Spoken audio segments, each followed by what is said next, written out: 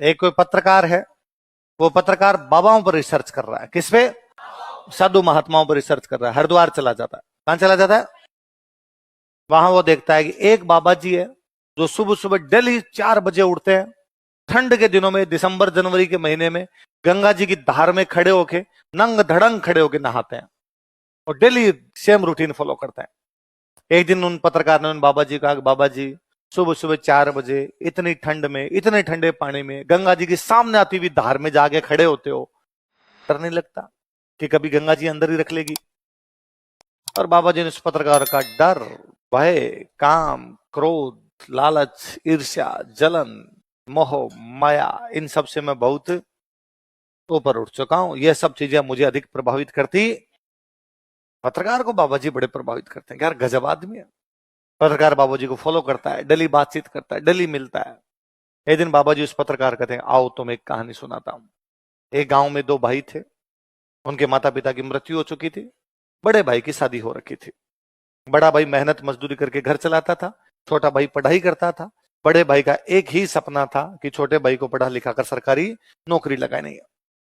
समय का चक्कर घुमा, गांव में अकाल पड़ा, गांव में मजदूरी मिलनी बंद हो गई, बड़े भाई पर कर्जा हो गया, मांगने वाले घर आने लगे। एक दिन बड़े भाई ने अपनी पत्नी को कहा, इस प्रकार घर पर बैठे बैठे, हाथ पर हाथ धरे बैठे से काम चलेगा नहीं। मैं बाहर जाता हूँ, पैसे कमा कर लाता हूँ, गांव का कर्जा पूरा चुकाता हूँ, तब तक तुम घर संभालना। मैं हर महीने तुम्हें घर के खर्चे के रुपए भेजता रहूंगा, तुम उनसे घर चलाना, छोटे भाई को पढ़ाना, इसकी पढ़ाई बंद होने मत देना। जब मैं खूब सारे रुपए लेकर लौटूंगा तब अपने गांव का कर्जा चुका देंगे। और तुमसे यदि कोई गांव वाला मांगने के लिए है, तुम कहना कि मेरा आदमी घर पर नहीं है। बड़ा भाई रात के अंधेरे में चुपचाप वो गांव छोड़कर किसी दूसरे शहर में कमाने के लिए चला जाता है। अगले दिन जब मांगने वाले आए, उसकी पत्नी ने कहा कि पति घर पर नहीं है। मांगने वाले धीरे धीरे आने बंद हो गए। उस पति ने शुरुआत के 2-3 महीनों में लगातार अपनी पत्नी को पैसे भेजे। वह पत्नी अपने देवर को पढ़ाती रही, अपना घर चलाती रही। 2-3 महीनों बाद में उस व्यक्ति ने पैसे भेजने बंद किए, वो तो ठीक, उसके समाचार मिलने भी बंद हो गए। अब उसकी कोई सूचना नहीं थी। उस महिला ने थोड़ी बहुत जो जमा पूंजी उसने कर रखी थी, उससे 1-2 महीने घर चलाया। पर यदि जमा पूंजी होती तो बड़े भाई को घर छोड़ना ही क्यों पड़ता? जब पैसे आने बंद हुए, समाचार मिलने बंद हुए, उसने सोचा क्या पता कहीं दूर चले गए कमाने के लिए, पैसे नहीं भेज पाए हो, बाद में भेज देंगे। पर अब घर कैसे चलाया जाए? उस महिला ने मेहनत मजदूरी करना शुरू किया, क्योंकि वो जानती थी कि छोटे जो देवर है मेरा, उसकी पढ़ाई करवानी। पति कह के गए थे कि इसकी पढ़ाई छूटनी नहीं चाहिए। वो अपने देवर को पढ़ाती है, मेहनत मजदूरी करती है। समय बीतता गया, बड़ा छोटा भाई सरकारी नौकरी लग जाता है। बड़े भाई के अब भी कोई समाचार नहीं थे। गांव वालों की मीटिंग हुई और यह तय किया गया कि बड़ा भाई मर चुका है, इसलिए अब तक उसका कोई समाचार नहीं है।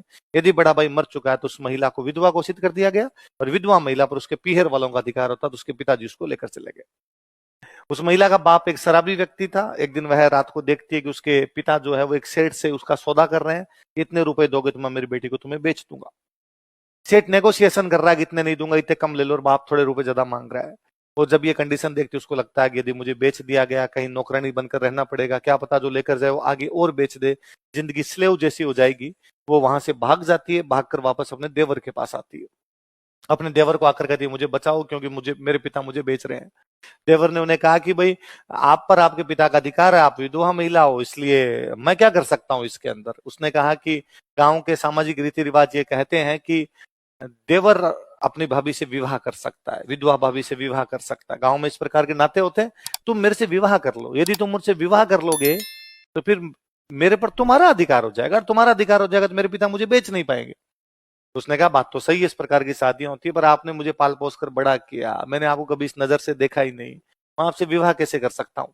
गांव वालों की पंचायत पुनः बैठी। गांव वालों ने कहा कि इस महिला को कहीं बेच दिया जाए, ये बेचारी दर दर की ठोकरें खाती घूमे, उससे अच्छा तुम शादी कर लो, ठीक रहेगा। वो देवर भाभी आपस में शादी कर लेते हैं, उनके बच्चे हो जाते हैं, हंसी खुशी वो अपना जीवन व्यतीत कर रहे होते हैं। एक दिन बड़ा भाई बहुत सारे धन के साथ वापस लौटता है। उसने पहले तो अपने पत्नी को कहा कि जब मैं कहकर गया था वापस आऊंगा तो तुमने इंतजार क्यों नहीं किया, तो तुमने शादी कैसे कर ली इसके साथ।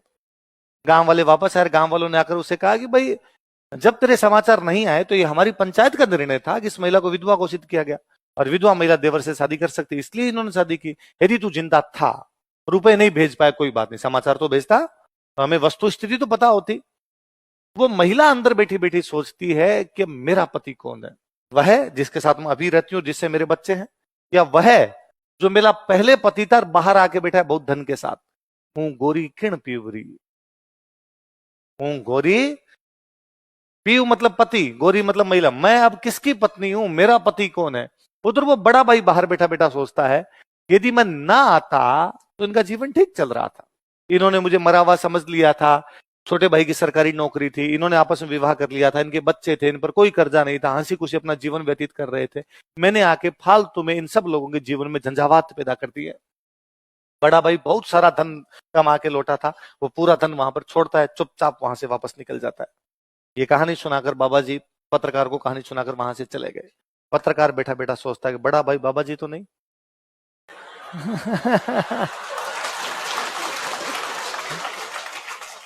क्योंकि बाबा जी ने शुरू में क्या कहा था, डर भय काम क्रोध मोह माया लालच ईर्ष्या जलन, इन सब से मैं ऊपर आदमी तभी उठता है जब मोटा झटका लगे। तो आदमी का जीवन तो बदल ही गया था, इसलिए इस टाइटल का नाम क्या है बताओ देखे, हूं गौरी किरण प्योरी। क्या नाम है?